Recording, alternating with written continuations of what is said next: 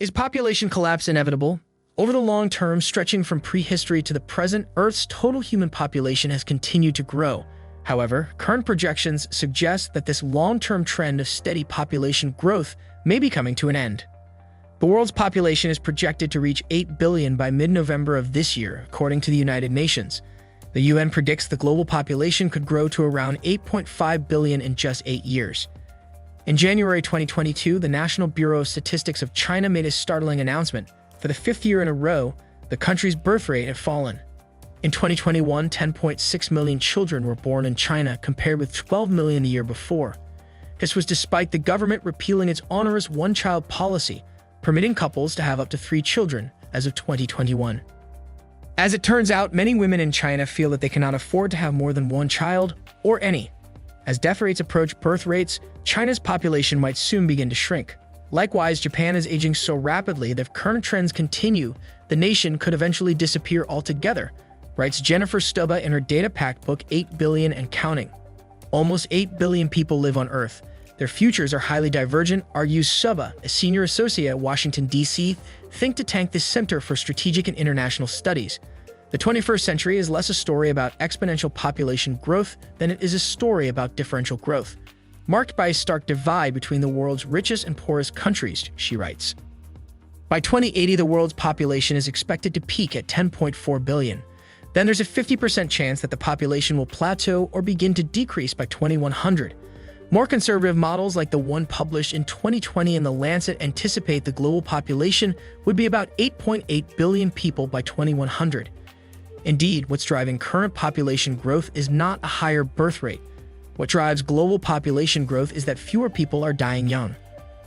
Global life expectancy was 72.8 years in 2019, an increase of 9 years since 1990.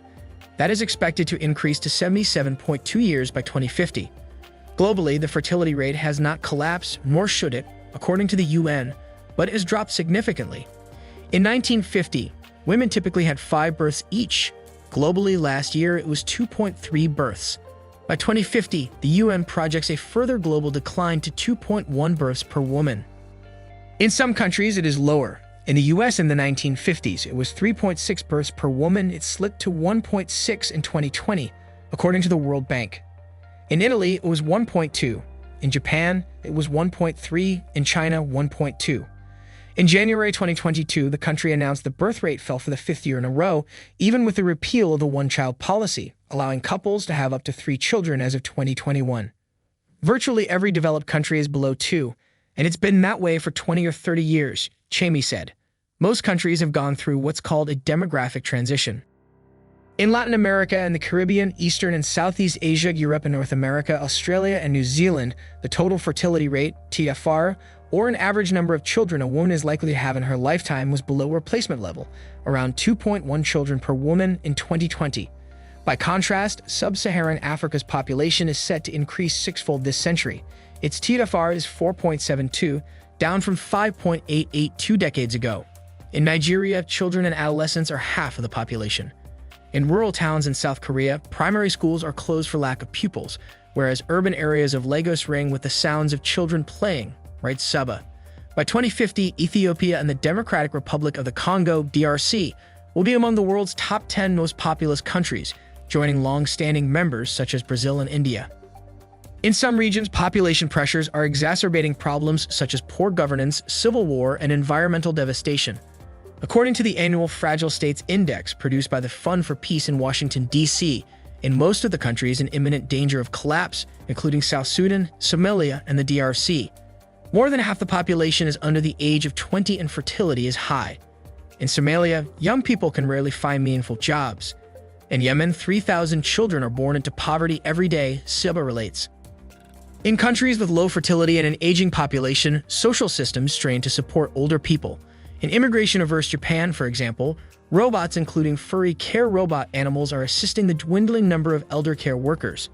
A 2021 report projects that by 2045, 1/4 of Japanese people aged older than 65 will have dementia, N. Nakahori et al. BMC Geriater. 602, 2021.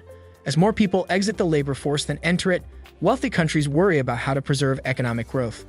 To soften the economic blow of aging, Cuba presents 4 options: raise retirement ages, cut benefits, push more people in the country to work, or increase immigration. Okay guys, that's pretty much it for this video. If you liked the video, please like, share, and subscribe. We'll see you at the next one.